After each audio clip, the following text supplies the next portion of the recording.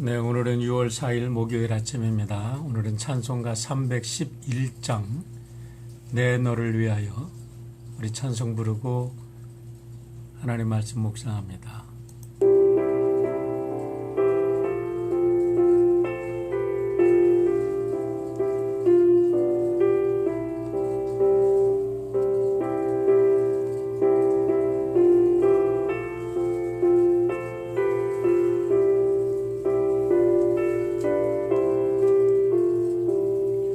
내 너를 위하여 품버려 피 흘려 내 죄를 속하여 살 길을 주었다.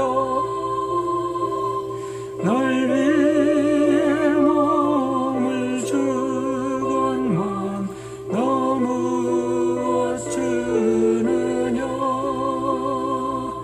널 위해 몸을 주건만 너무 어쩌느냐. 아버지 보좌와 그 영광 떠나서 밤 같은 세상에 온 백성 구하려 내 몸을 희생했건만 너무 어쩌느냐. 내 몸을 희생했건만 너무 어떠느냐.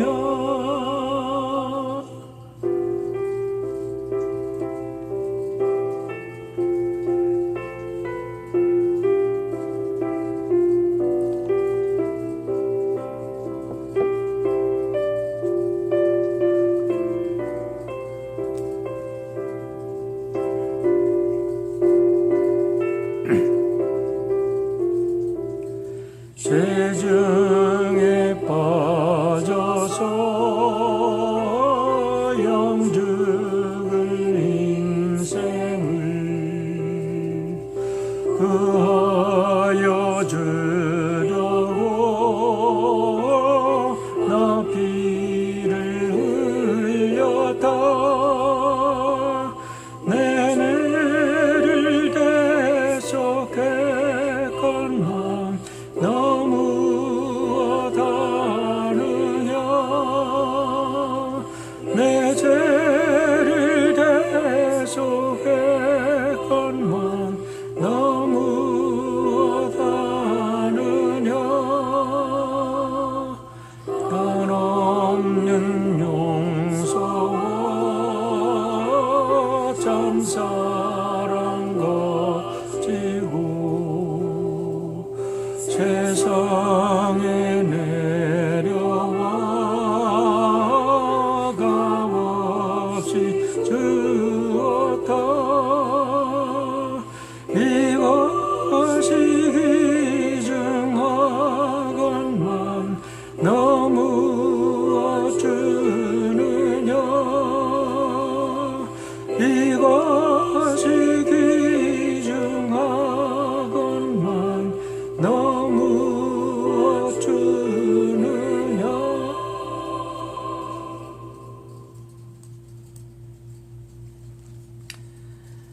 아버지 하나님, 오늘도 하나님의 은혜로 새날을 맞이했습니다.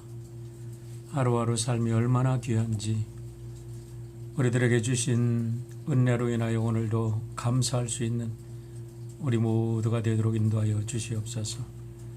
우리가 어디에 있든지 어떤 형편에 있든지 오늘 숨 쉬며 우리가 눈을 떠서 이 새날을 맞이한 것 자체가 하나님의 은혜임을 믿고 절망과 우울함과 걱정과 염려로 시작하지 않게 하시고 그저 감사합니다. 오늘도 주님과 승리하겠습니다 고백하며 하루를 시작할 수 있도록 우리들의 영혼을 붙들어 주시고 우리의 마음을 주 성령께서 주장하여 주시옵소서. 우리의 마음이 세상을 바라볼 때 어두울 수밖에 없는 형편입니다. 주님, 그러나 하나님께서 우리 아버지가 되시고 우리 주님이 우리의 목자가 되시오니 우리 염려하지 않습니다. 주여 도와주시고 인도하여 주시옵소서. 사랑하는 성도를 붙들어 주시옵소서. 강하게 하여 주시옵소서. 저들의 마음속에 힘찬 새로운 기운과 용기를 허락하시고 오늘도 주님과 동행하는 하루 되도록 역사하여 주시옵소서. 감사드리며 예수님의 이름으로 기도합니다. 아멘. 오늘은 욥기 5장과 6장을 함께 읽겠습니다. 욥기 5장. 어서 부르짖어 보아라. 내게 응답하는 이가 있겠느냐? 하늘에 있는 거룩한 이들 가운데서 그 누구에게 하소연을 할 수 있겠느냐? 미련한 사람은 자기의 분노 때문에 죽고 어리석은 사람은 자기의 질투 때문에 죽는 법이다. 어리석은 사람의 뿌리가 뽑히고 어리석은 자의 집이 순식간에 망하는 것을 내가 직접 보았다. 그런 자의 자식들은 도움을 받을 데가 없어서 재판에서 억울한 일을 당해도 구해주는 이가 없었고 그런 자들이 거두어들인 것은 굶주린 사람이 먹어치운다. 가시나무 밭에서 자란 것까지 먹어치운다. 목마른 사람이 그의 재산을 삼켜버린다. 재앙이 흙에서 일어나는 법도 없고 고난이 땅에서 솟아나는 법도 없다. 인간이 고난을 타고 태어나는 것은 불티가 위로 나는 것과 같은 이치이다. 나 같으면 하나님을 찾아서 내 사정을 하나님께 털어놓겠다. 그분은 우리가 측량할 수 없는 큰 일을 하시며 우리가 헤아릴 수 없는 기이한 일을 하신다. 땅에 비를 내리시며 밭에 물을 주시는 분이시다. 낮은 사람을 높이시고 슬퍼하는 사람에게 구원을 보장해 주시며 간교한 사람의 계획을 꺾으시어 그 일을 이루지 못하게 하신다. 지혜롭다고 하는 자들을 제 꾀에 속게 하시고 교활한 자들의 꾀를 금방 실패로 돌아가게 하시니 대낮에도 어둠을 만날 것이고 한낮에도 밤중처럼 더듬을 것이다. 그러나 하나님은 가난한 사람들을 그들의 칼날 같은 입과 억센 소나기로부터 구출하신다. 그러니까 비천한 사람은 희망을 가지지만 불의한 사람은 스스로 입을 다물 수밖에 없다. 하나님께 징계를 받는 사람은 그래도 복된 사람이다. 그러니 전능하신 분의 훈계를 거절하지 말아라. 하나님은 찌르기도 하시지만 싸매어 주기도 하시며 상하게도 하시지만 손수 낮게도 해주신다. 그는 6가지 환난에서도 너를 구원하여 주시며 7가지 환난에서도 재앙이 내게 미치지 않게 해주시며 기근 가운데서도 너를 굶어 죽지 않게 하시며 전쟁이 벌어져도 너를 칼에서 구해 주실 것이다. 너는 혀의 저주를 피할 수 있어 파멸이 다가와도 두려워하지 않을 것이다. 약탈과 굶주림쯤은 비웃어 넘길 수 있고 들짐승을 두려워하지도 않을 것이다. 너는 들에 흩어진 돌과도 계약을 맺으며 들짐승과도 평화롭게 지내게 될 것이다. 그래서 너는 집안이 두루 평안한 것을 볼 것이며 가축 우리를 두루 살필 때마다 잃은 것이 없는 것을 볼 것이다. 또 자손도 많이 늘어나서 땅에 풀같이 많아지는 것을 보게 될 것이다. 때가 되면 곡식단이 타작마당으로 가듯이 너도 장수를 누리다가 수명이 다 차면 무덤으로 들어갈 것이다. 이것은 우리가 지금까지 살펴본 것이니 틀림없는 사실이다. 부디 잘 듣고 너 스스로를 생각해서라도 명심하기 바란다. 욥기 6장. 욥이 대답하였다. 내가 겪은 고난을 모두 저울에 달아볼 수 있고 내가 당하는 고통을 모두 저울에 올릴 수 있다면 틀림없이 바다의 모래보다 더 무거울 것이니 내 말이 거칠었던 것은 이 때문이다. 전능하신 분께서 나를 관역으로 삼고 화살을 쏘시니 내 영혼이 그 독을 빤다. 하나님이 나를 몰아치셔서 나를 두렵게 하신다. 풀이 있는데 나귀가 울겠느냐? 뿔이 있는데 소가 울겠느냐? 싱거운 음식을 양념도 치지 않고 먹을 수 있겠느냐? 달걀 흰자위를 무슨 맛으로 먹겠느냐? 그런 것들은 생각만 해도 구역질이 난다. 냄새조차도 맡기가 싫다. 누가 내 소망을 이루어 줄까? 하나님이 내 소원을 이루어 주신다면, 하나님이 나를 부수시고 손을 들어 나를 깨뜨려 주시면 그것이 오히려 내게 위로가 되고, 이렇게 무자비한 고통 속에서도 그것이 오히려 내게 기쁨이 될 것이다. 나는 거룩하신 분의 말씀을 거역하지 않았다. 그러나 내게 무슨 기력이 있어서 더 견뎌내겠으며 얼마나 더 살겠다고 더 버텨내겠는가? 내 기력이 돌의 기력이라도 되느냐? 내 몸이 노쇠라도 되느냐? 나를 도와줄 리도 없지 않으냐? 도움을 구하러 갈 것도 없지 않으냐? 내가 전능하신 분을 경외하든 말든 내가 이러한 절망 속에서 허덕일 때야말로 친구가 필요한데, 친구라는 것들은 물이 흐르다가도 마르고 말랐다가도 흐르는 개울처럼 미덥지 못하고 배신감만 느끼게 하는구나. 얼음이 녹으면 흙탕물이 흐르고 눈이 녹으면 물이 넘쳐 흐르다가도 날이 더워지면 쉬 마르고 날이 뜨거워지면 흔적조차 없어지고 마는 개울. 물이 줄기를 따라서 굽이쳐 흐르다가도 메마른 땅에 이르면 곧 끊어지고 마는 개울. 대마의 대상들도 물을 찾으려 했고 스바의 행인들도 그 개울에 희망을 걸었지만 그들이 거기에 이르러서는 실망하고 말았다. 그 개울에 물이 흐를 것이라는 기대를 했던 것을 오히려 부끄러워하였다. 너희가 이 개울과 무엇이 다르냐? 너희도 내 몰골을 보고서 두려워서 떨고 있지 않느냐? 내가 너희더러 이거 내놓아라 저거 내놓아라 한 적이 있느냐? 너희의 재산을 떼어서라도 내 목숨 살려달라고 말한 적이 있느냐? 아니면 원수의 손에서 나를 건져달라고 하길 했느냐? 폭군의 세력으로부터 나를 속량해 달라고 부탁하기라도 했느냐? 어디 알아듣게 말 좀 해보아라. 내가 귀 기울여 듣겠다. 내 잘못이 무엇인지 말해보아라. 바른 말은 힘이 있는 법이다. 그런데 너희는 정말 무엇을 책망하는 것이냐? 너희는 남의 말 꼬투리나 잡으려는 것이 아니냐? 절망에 빠진 사람의 말이란 바람과 같을 뿐이 아니냐? 너희는 고아라도 제비를 뽑아 노예로 넘기고 이익을 챙길 일이라면 친구라도 서슴지 않고 팔아넘길 자들이다. 내 얼굴 좀 보아라. 내가 얼굴을 맞대고 거짓말이야 하겠느냐?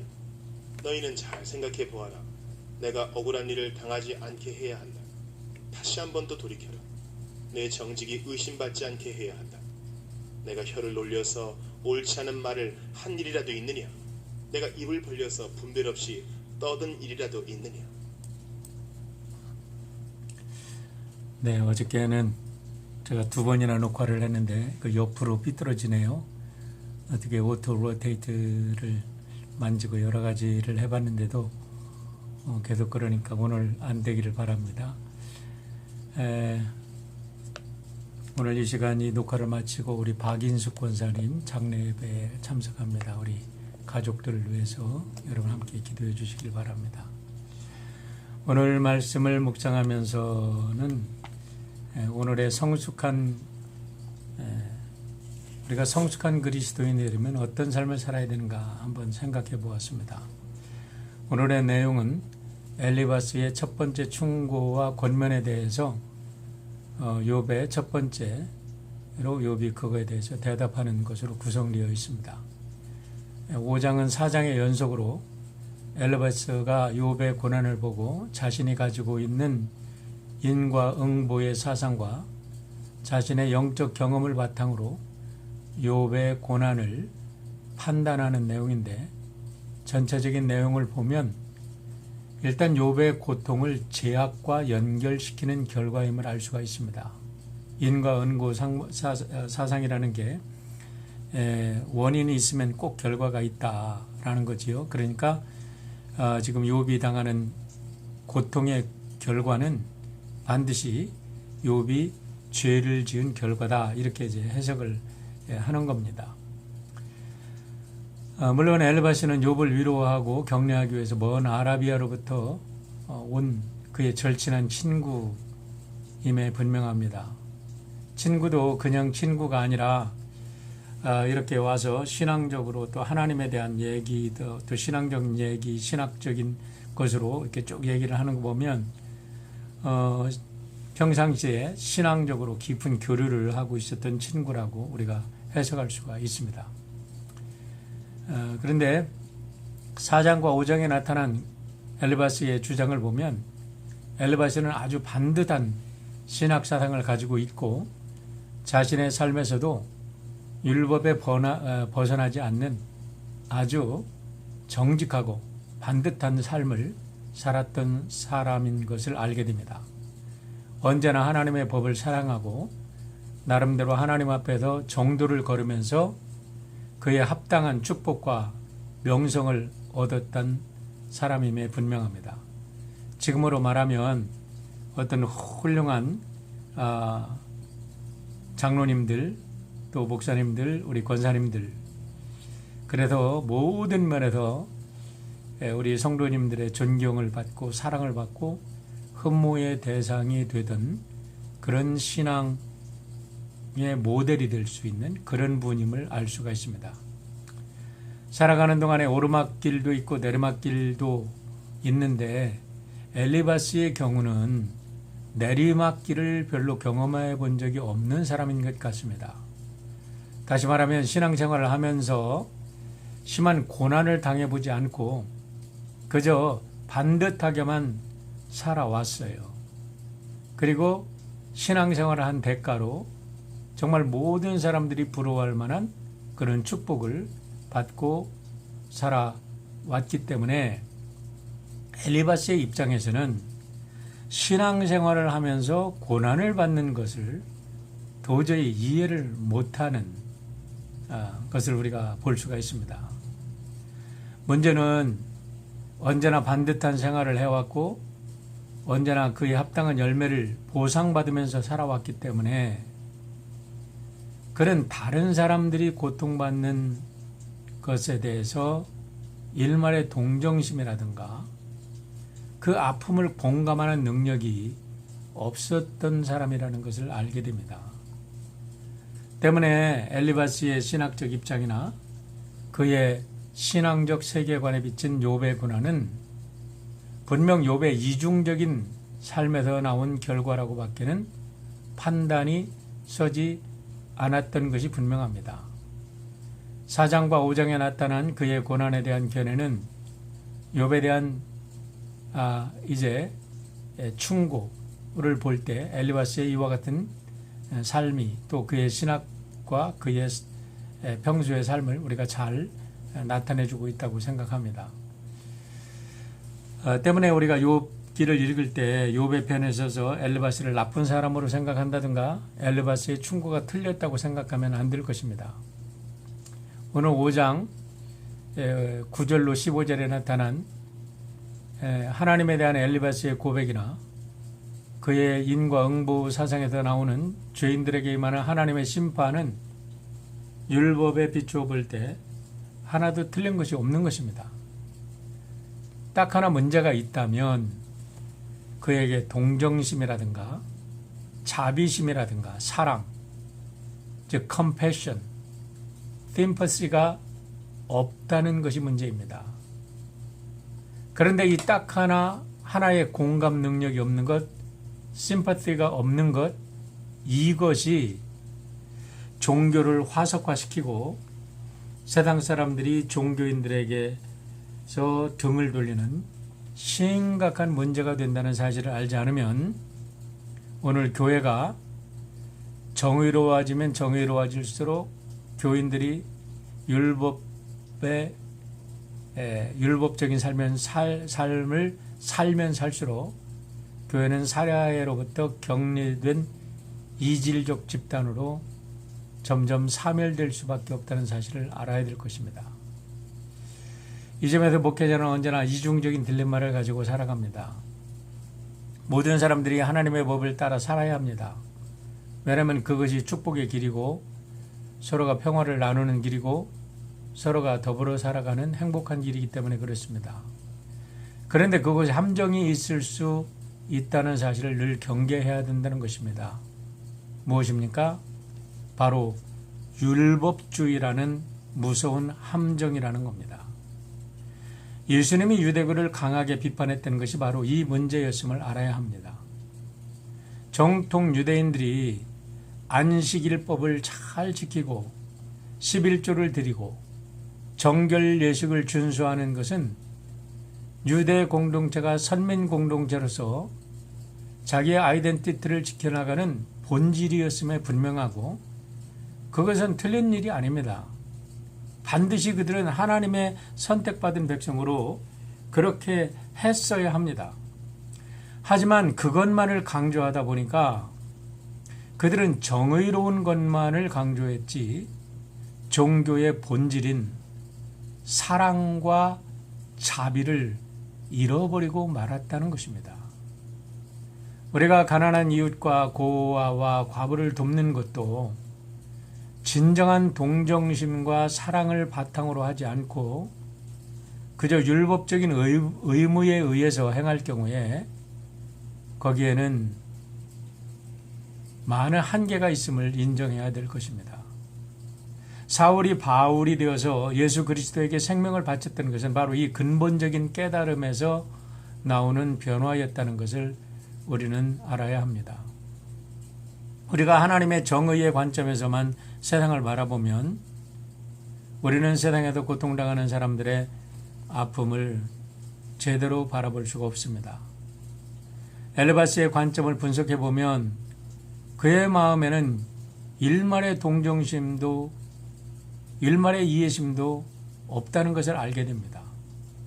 심지어 욥의 자녀들의 죽음과 그가 단번에 잃어버린 그 많은 재산, 그 모든 것을 욥이 죄를 지은 결과로 해석하고 있기 때문에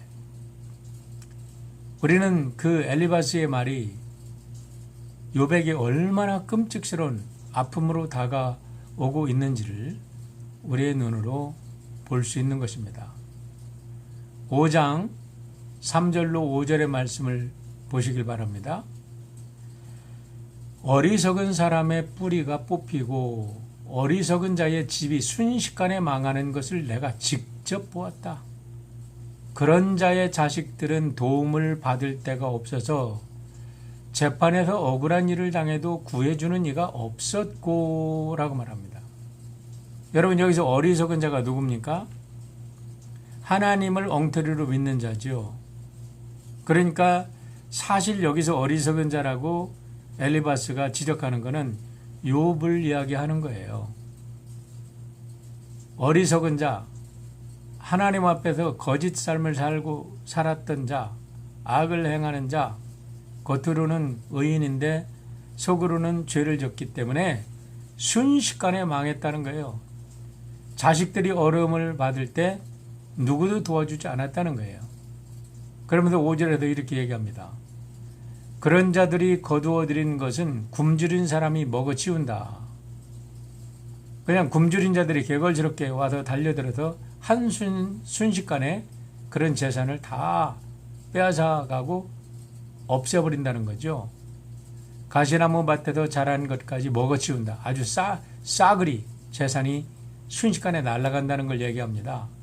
목마른 사람들이 그의 재산을 삼켜버린다. 참 무서운 얘기죠.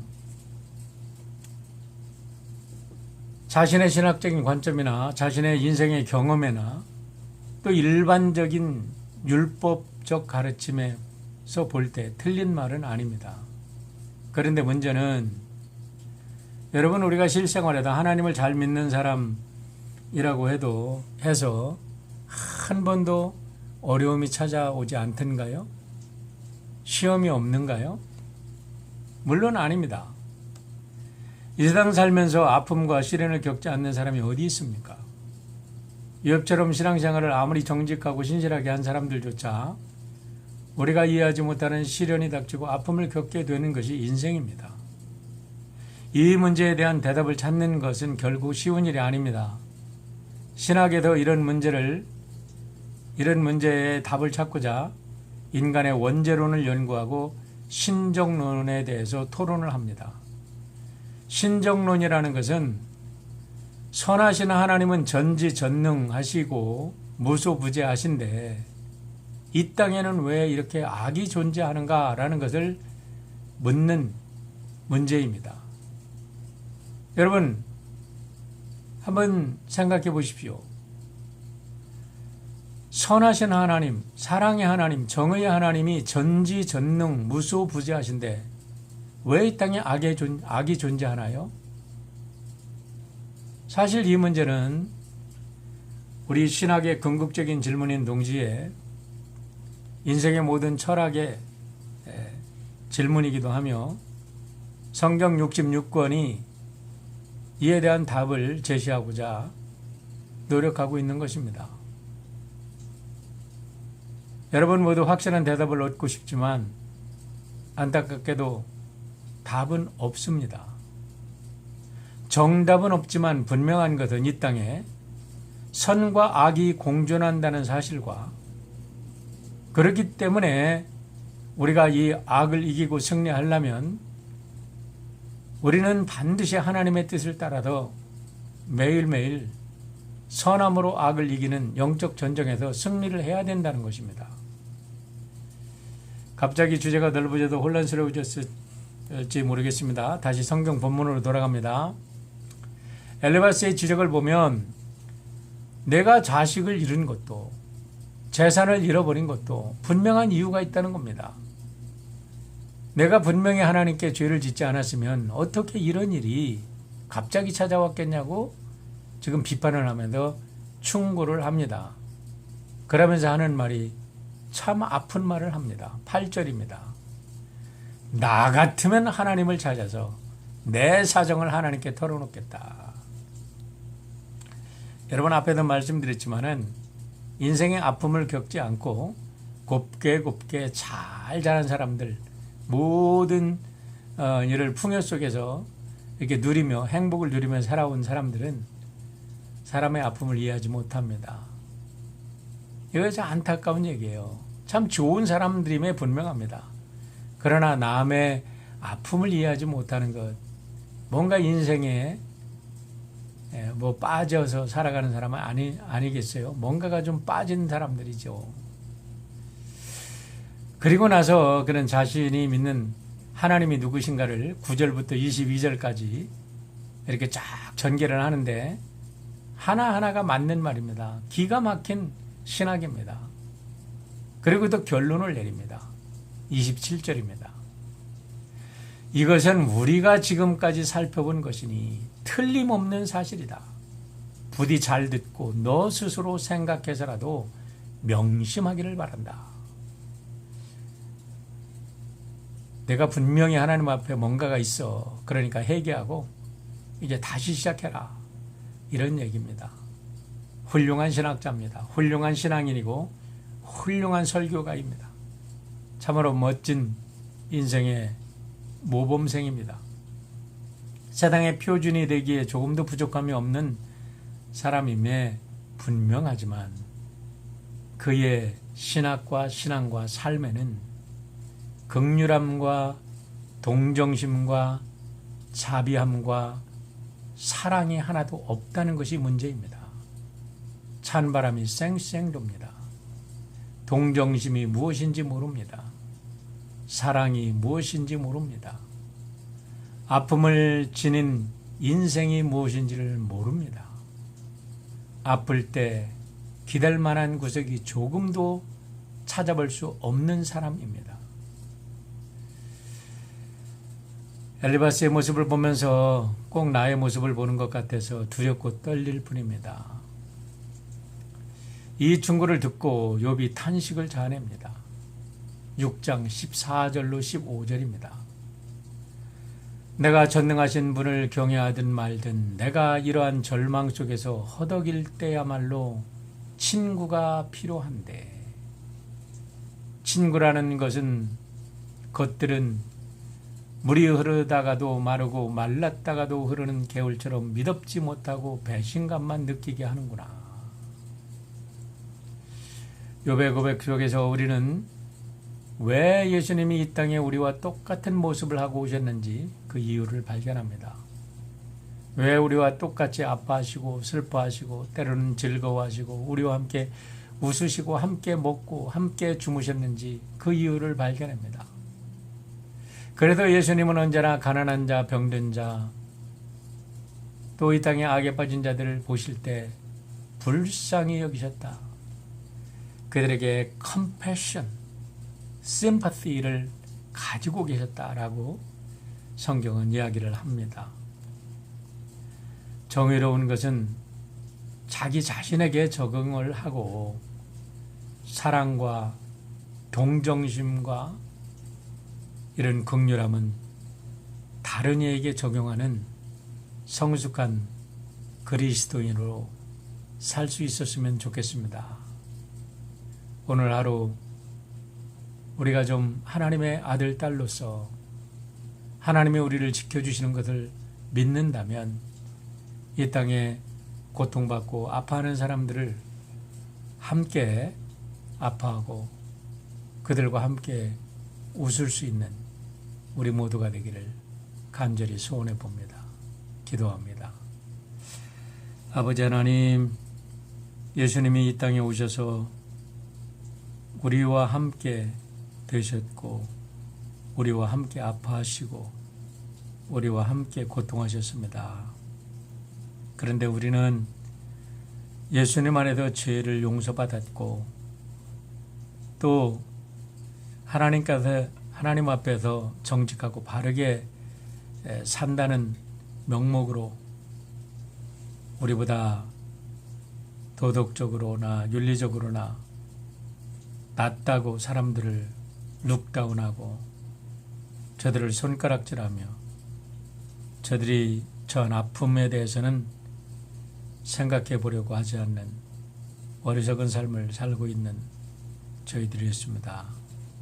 용서하여 주시고 아픈 자를 향하여 고통하는 자를 향하여 우리의 귀를 열고 눈을 열어 그리고 우리의 손을 뻗어 저들의 손을 잡아주고 저들을 위해 기도하며 저들을 위로하고 하나님 안에서 예수 그리스도의 사랑으로 다시 세워줄 수 있는 우리 모두가 될 수 있도록 인도하여 주시옵소서.